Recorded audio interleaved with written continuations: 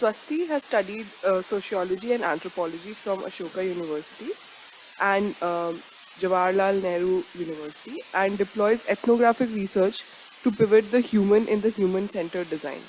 She will be presenting her paper following F Instagrams, delineating social boundaries online, which outlines the Insta versus Finsta binary and examines how Instagram mediates self-construction. Swasti, you can take it over. Okay, so you have 10 minutes to present and questions will be at the end.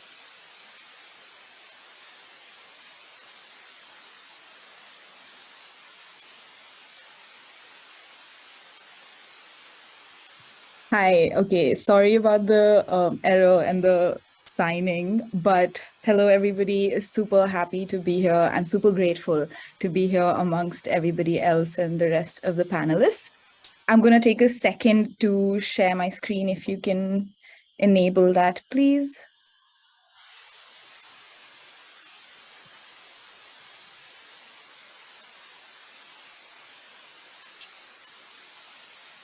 Awesome. Just give me a second. Cool. I hope this is visible to you. If not, do let me know. I'm just gonna, dive right in without wasting much time and going into this beautiful world of social media that I'm sure all of us are extremely curious and passionate about. Like most people, I have that interest in SDS, digital media, and human communication as well. And it is shaped by my academic background in sociology and anthropology. So I will briefly introduce the outline of my presentation today. I'm going to show you a couple of pictures, ask you to observe and maybe, take a mental note of some things that you find appealing or not appealing. I will then take you through my research outline and research question, followed by my research method, key findings, and finally the conclusion.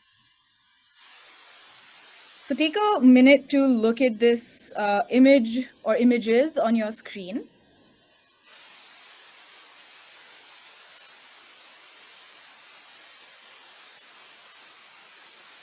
Next is a very similar account shared by one of the participants as well of this research.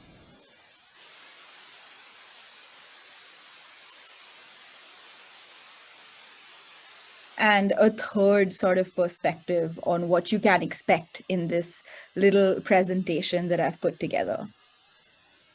If you're thinking like me, or if you've sort of figured out what these could point towards, and you're thinking that it starts with an F, you're right. I see something in the chat. Right. So this presentation is about Finstagrams, right?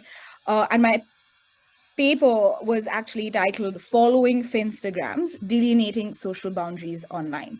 And we'll get into the technicalities of what each word of this term or the title really means and unpack it one by one. But before we proceed, I've sort of tried to show you a snapshot of Finstagram bios juxtaposed next to your main Instagram bios of a couple of participants that were helpful and kind enough to allow me to share this with their consent. And here's a little preview of another participant's bio that says, the book about my life will be called Safarnama. This is a preview. So I take inspiration from that and dive into what I tried to unpack in my investigation. The main research question that I was really trying to, look into was, how does Instagram, a social media platform driven by audio visual content, how does it mediate the construction of the self in everyday reality? And in this process, what quote unquote fictitious boundaries do users, and I hate the word users because it's very dehumanizing, but do Instagram users or people on Instagram, manufacture and transgress? So in other words, what I'm really trying to unpack here is a very sociological, behavioral understanding of what goes on to just being present online and online on a specific app. that is driven by audiovisual content, not text, not, long form literature, not a blog post, but really a snapshot into your life, into your everyday reality, as much as you would like to share, right? So this quote here is taken from, Roger McNamee, who is in The Social Dilemma, a Netflix documentary, and he says the way to think about it is as 2.5 billion Truman shows. Each person has their own reality and their own facts. And the snapshot on the right is actually a quote from the film, The Truman Show, where the person is saying, we tend to accept the reality of the world with which we are presented, and it's as simple as that. And if you have not identified by now, I do come from this paper is informed by a relatively postmodern social constructivist idea of looking at this. So if you're thinking into about theory, then that's sort of what you can, I guess, credit in this case. So moving forward, I'll tell you a little bit about who I spoke to. This was an empirical research, a mixed methods research, because it involved both quantitative and qualitative research methods. I spoke to Indian millennials and Gen Z between the age of 17 to 38. So most of them, the average was around 23 to 24. It was conducted in a snowball sampling way where, the first cohort, which came through an online poll, would then sort of invited to a survey. It was a long form questionnaire where I tried to tap into a bunch of different questions about their habits and behavior. For example, what do you look, what are the key things you look at when you decide to follow someone? What are the key things you consider when you allow someone to follow you if you have a private Instagram account? Are there any thought processes or strategies that you deploy? And I don't use this language in the questionnaire, but in terms of the presentation, I will, deploy that verbiage.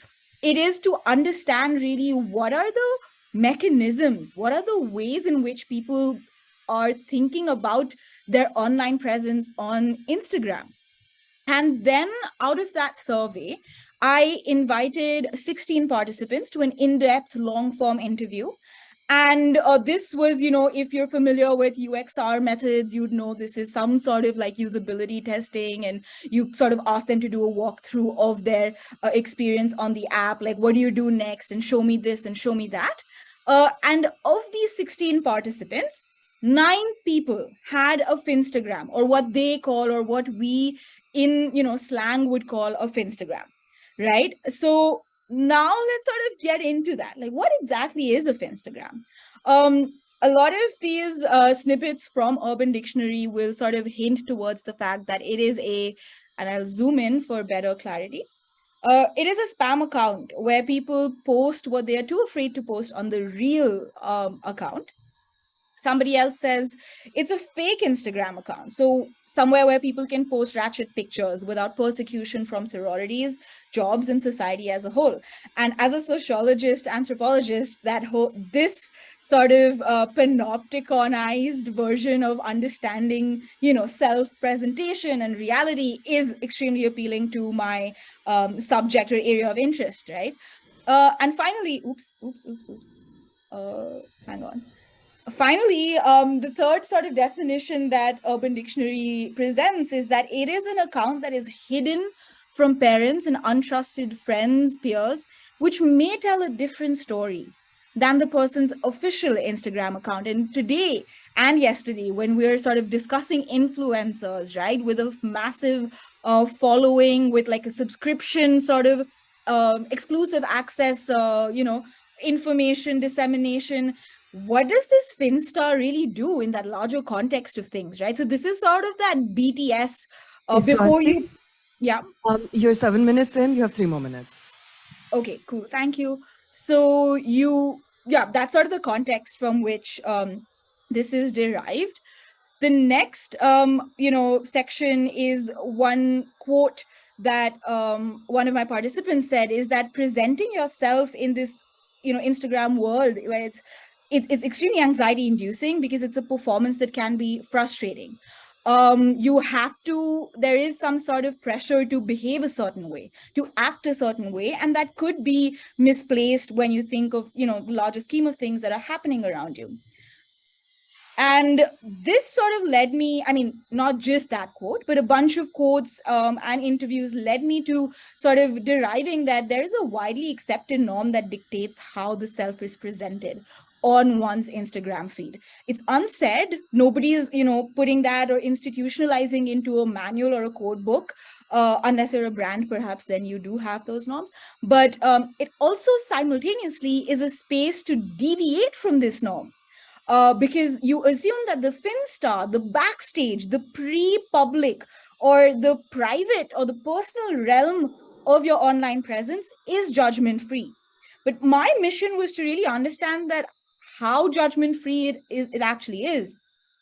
And I was able to identify that there are more than 70% people who claim that they have some sort of a closed friends list or a segregation of an audience to which they present their selves to, right? Whether it's a little filtered list on your singular account, or you have multiple accounts that manage and curate the audience to which you deliver content. And in the context of India, of course, things like shame, things of taboo like smoking, nudity, sexual jokes, and perhaps some improper, offensive, things could be, you might want to segregate that, and people do, that at least the participants that I spoke to.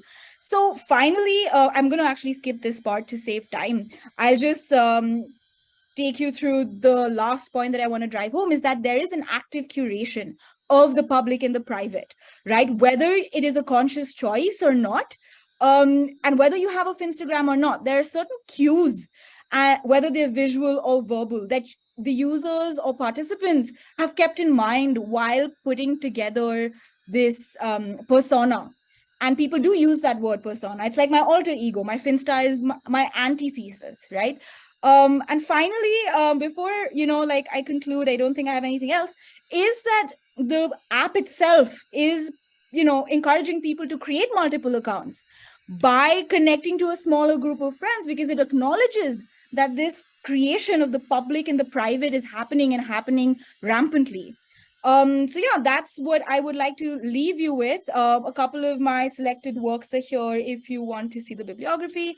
And yeah, thank you so much for having me. I hope I've tried to cut it short and stick in time, but we'll be very happy to read and learn more about everybody else's work that is yet to be presented. Thank you so much.